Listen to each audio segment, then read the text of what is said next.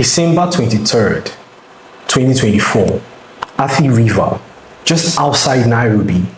The sky is still dark when the first factory rolls forward. At the gates of the Eastern African Portland Cement Company, workers move with urgency, not to begin a shift, but to shut everything down. Heavy logs slam into place, metal scrape concrete, someone shouts instructions over blaring music, and within minutes, the factory is barricaded. Police arrive, armed, alert, but hesitant. They don't intervene, they watch. Because this is not just a labor dispute. This is a struggle over control. On the ground, near the gate, a torn cement bag spills slowly into the dust. Fine grey powder, the same material that built cities, now lies wasted, trampled. At the same exact moment, across the continent is Nigeria, producing over 60 million tons of cement a year, more than any other African country. A volume worth billions, enough to build highways, bridges, entire skylines. And yet, here in Kenya, a single factory has become a battlefield. So I ask again, how does something so ordinary become something worth fighting over?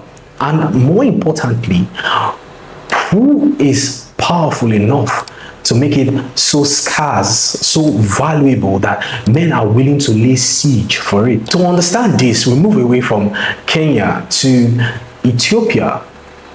Addis Ababa 2022. It is early morning. The city is already awake, but something feels off. Imagine yourself as a cement trader. You walk into your yard expecting deliveries. Then the air smells of diesel, dust, and anticipation, but trucks never come.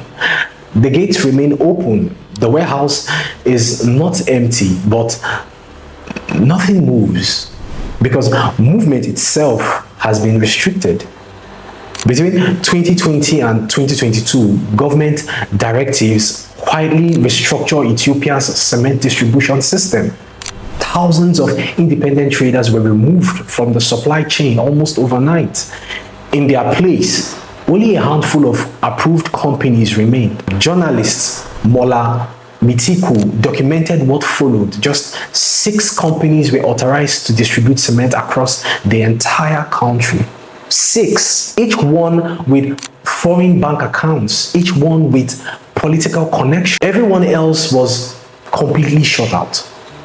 For workers like Solomon Asefa, a union leader, the consequences were immediate and brutal.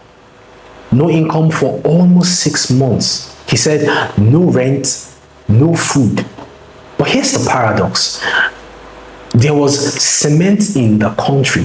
Factories were still operating, though below capacity. Yet, customers could not find supply. Construction slowed, projects stalled, workers waited, and in the shadows, something else began to grow. A black market.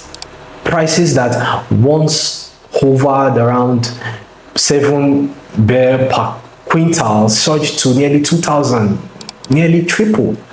Official markets showed scarcity. Unofficial markets flowed at a cost. Now, imagine this from another angle. You are Emmanuel, a foreman. Your workers gather outside a cement depot at sunrise, hundreds of them, casual laborers paid by the day, paid only if trucks arrive. By noon, the gates never open. They sit in silence, idle, hungry.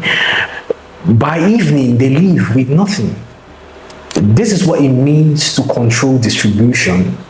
Not just prices, not just profit, but time, labor, human survival. And Ethiopia is not an exception. It is a pattern.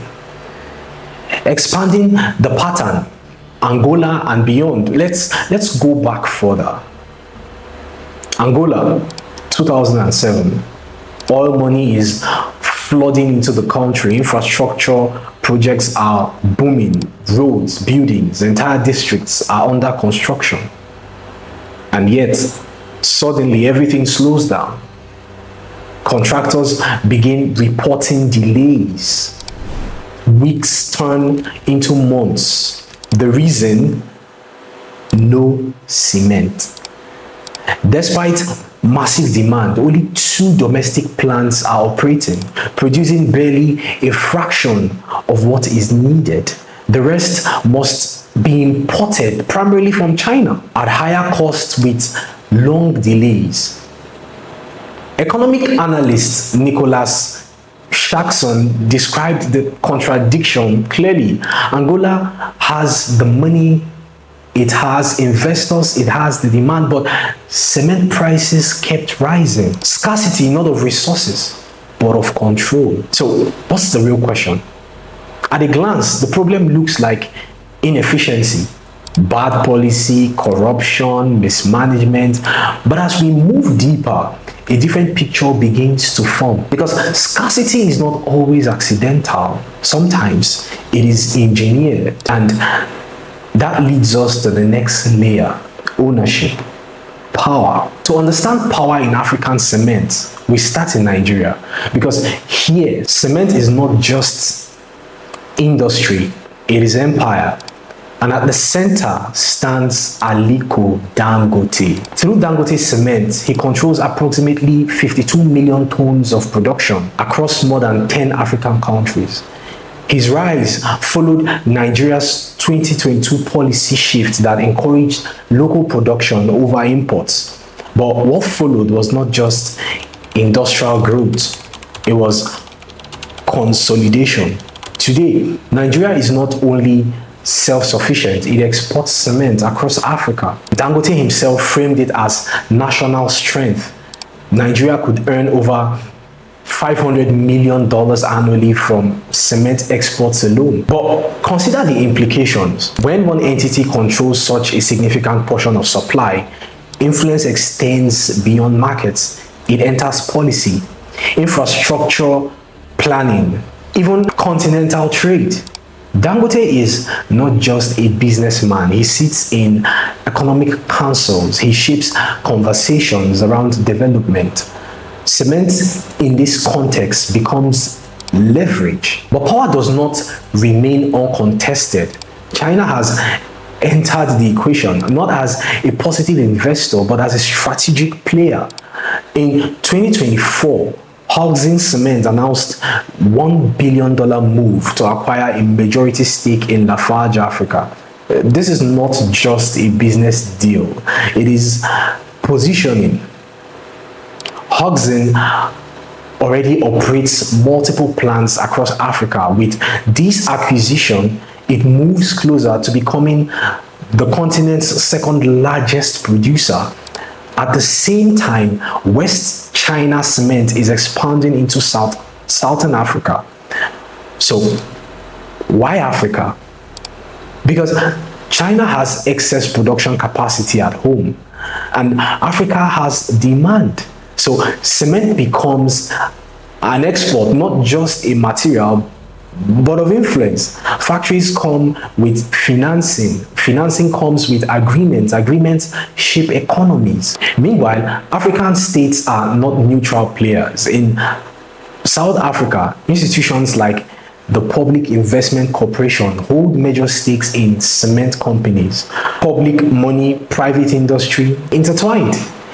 In Ethiopia, the state goes further. Through its development bank and trade ministry, it controls financing, distribution, and pricing.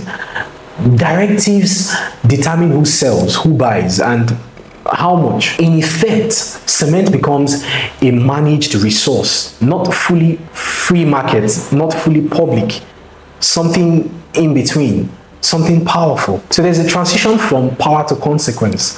And at this point, the pattern is clear. Control is concentrated. A few companies, a few institutions, a few decision makers. And the promise, development, housing, jobs. But what actually happens when that control tightens? To answer that, we return to the ground, the human cost. So back to Kenya, back to that barricaded gate. Workers were not just protesting leadership, they were fighting for access. Because when cement stops moving, everything stops.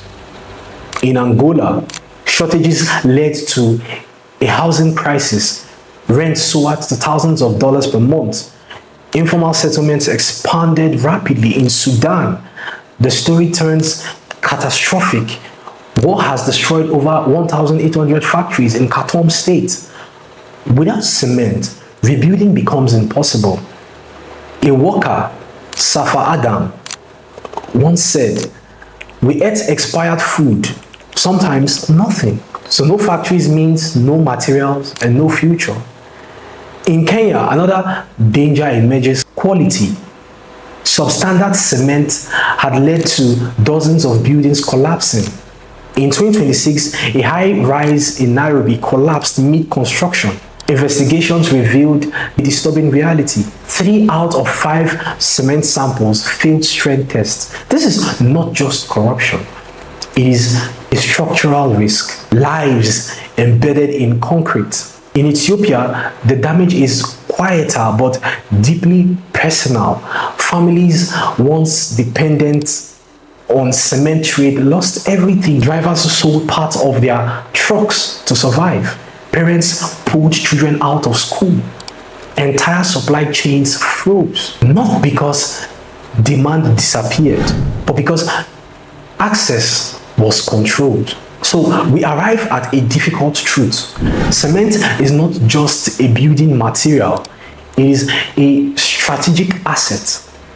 Control it and you control growth. Control it and you influence economies. Control it and you decide who builds and who waits. So we ask one final question. What matters more? The city's cement was meant to build, or the lives it has quietly broken? Some will say this is just economics. Others will call it strategy. But for millions across Africa, it is neither abstract nor theoretical. It is daily life, and the story is still unfolding. In Lagos, new plants are rising. In China, old ones are looking outwards. The next phase is already in motion, and somewhere right now, a worker is still waiting at a gate for cement, for wages, for something that many never arrive.